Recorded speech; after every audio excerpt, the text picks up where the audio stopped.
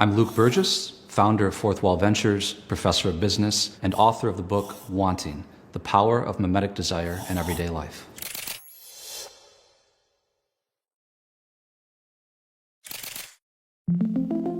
We all exist in this world where we can tweet at somebody or engage with somebody, could even be the President of the United States, and they might react to us back. Social media has thrust us all onto the head of a pin, socially speaking, existentially speaking. Even if they're on the other side of the planet, even if they have a lot more money than we do, we can still interact with them. We can still compete with them on engagement. They're inside of our world. We have a mimetic machine in our pocket where all of these people exist. So what is mimetic desire? Mimetic desire means that we're adopting another person's desire as our own, usually without even realizing that we're doing it. So social media has given us millions of mimetic models that we now have to contend with.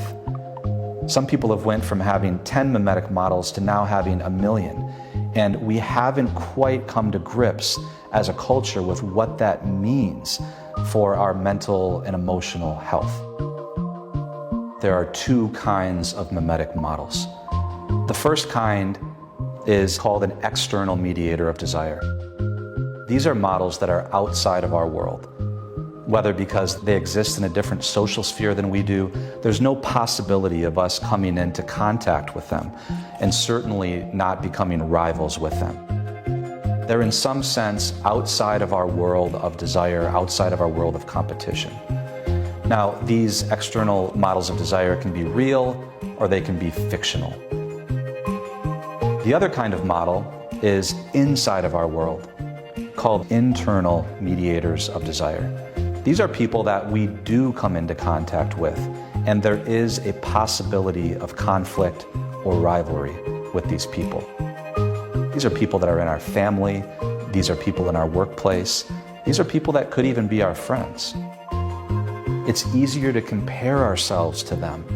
These are the kinds of people that we look to as benchmarks, and we're far more likely to be envious of somebody that we went to high school with who now has a great job and a beautiful spouse than we are to be envious of the richest person in the world.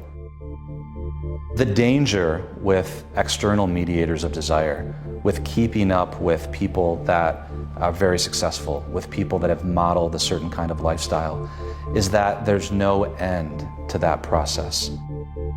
All desire is a form of transcendence.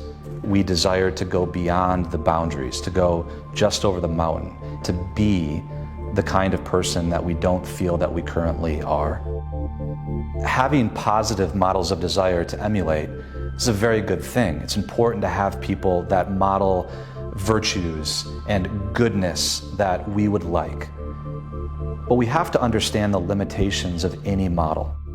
And understanding how the dynamic between us and our models changes in that scenario is really, really important.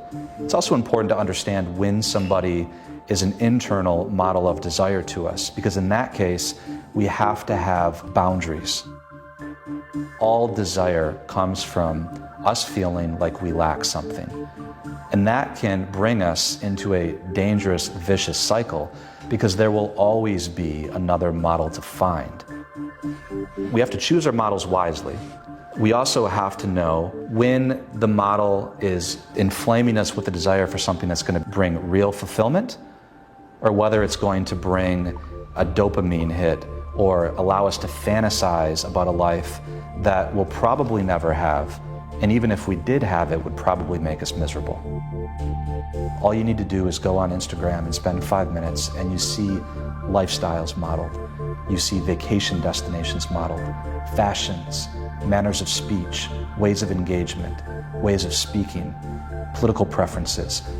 All of these desires are modeled for us 24 hours a day, billions of them. And we need to understand the mimetic landscape of social media, or else we'll become totally controlled by it.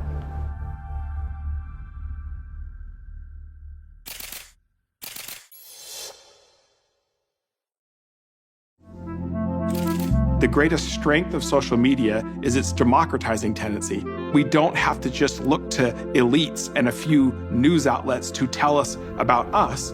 We can actually communicate with each other. But when we engage online, we tend to think that we're interacting with a reasonable sample of the actual population. But it's not true. Close to 80% of all content on social media is generated by about 10% of the users. That 10% tends to be extreme on most social issues. They are the vocal fringe. When you have a vocal minority that is perceived as the majority, critical mass of us will actually either self-silence or we will actually go along to get along, and it becomes a self-fulfilling prophecy. This is how collective illusions form. It's not terribly surprising that some of the first people to start to use these tools to manipulate were leaders who need consensus to conserve power. Venezuela no le temblará el pulso para combatir a los grupos terroristas. An example of this is Nicolas Maduro, the leader of Venezuela. For a long time, it looked like on social media that he had a pretty good beat on the consensus of the people that he led. So almost everything that he would say, stories that were written about him that were positive, would be retweeted and shared, and it looked like this represented some kind of consensus. But it turned out a significant percentage of his so-called followers were actually what we call social bots. These are fake accounts that only exist to retweet anything positive about him or that he said, and importantly, to attack the opposition. When Twitter banned them, the real consensus was with the opposition. And that started to emerge and be retweeted as more and more people recognized that it was okay to say what they actually thought. Social media is a free-for-all in terms of who can shout the loudest and who can silence other people in the name of masquerading as a majority and manufacturing collective illusions. Your willingness to conform and your unwillingness to challenge what you think the group believes will actually contribute to leading the group astray. The solution to our online life is to get offline once in a while. The most important thing you can do is continue to have conversations with your family, with your neighbors, with your community. Don't carry that distortion over into the way you treat people in real life. My name is Amishi Jha. I'm a neuroscientist and professor at the University of Miami, and the author of the book, Peak Mind: Find Your Focus, Own Your Attention, Invest 12 minutes a day.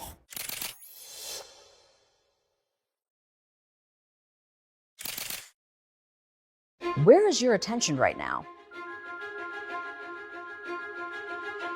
The human brain's attention system is actually the success story of what makes us unique as human beings. Because attention fuels our ability to think, to feel, and connect. What we pay attention to is our life. For a long time through our evolutionary history, the brain started to suffer from a very big problem, which is that there's far more information out in the environment than could be fully processed. Attention ended up becoming a very useful solution because it allows us to prioritize information. But there are qualities of the human experience that disable attention. Given how powerful attention is, we need to really respect where we place this precious brain resource. The mind is no different than the body. The mind needs to be exercised daily to optimize our psychological well-being. Knowing this, I became very interested in understanding if we might be able to train attention. The brain's attention system is incredibly powerful. There's 3 big ways we use attention as a fuel for having success in our daily activities. We use our attention to actually think. During thinking, there's an idea that comes to mind, and then we hyperlink it to other ideas. That's what thought actually is. And the glue between those hyperlinks is attention. But it's not only used for the purposes of what we might call cognitive functioning. We also use our attention to feel.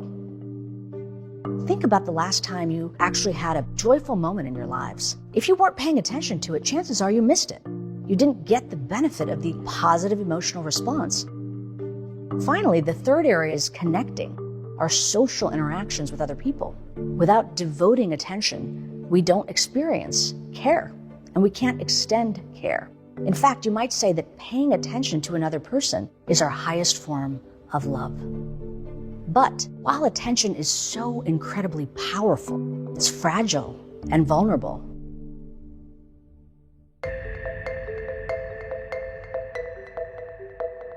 The three biggies that we've learned about in my labs are stress, threat, or negative mood. Maybe you could even say they're like kryptonite for attention. But we all know you can't live a life without experiencing stress, threat, or negative mood. A lot of our work with high-performing groups describe this feeling of not having full access to their attention when they need it most. So what are those circumstances? There's a shorthand that we can use to think about this. The term is VUCA: volatile, uncertain, complex, ambiguous. The world today feels like it's a constant VUCA environment. But there's another challenge that our attention faces, and why many of us feel like we're in an attentional crisis. Frankly, the brain was designed to be lured by, for our evolutionary success and survival, certain kinds of information. Threatening information, novel information, self-related information, and even things that are fun and enticing. I'm talking about the attention economy. Everything is being done by teams of engineers to actually capture your attention and keep it there. Your attention is the product. Finally, the mind can be hijacked away by something called mental time travel. That means that our attention is not in the present moment. So when we're thinking about the past, our attention is fully in the past. Same thing with the future. About 50% of our waking moments, we aren't in the present moment. Now, that may seem very disempowering, like how are we ever going to fight that fight?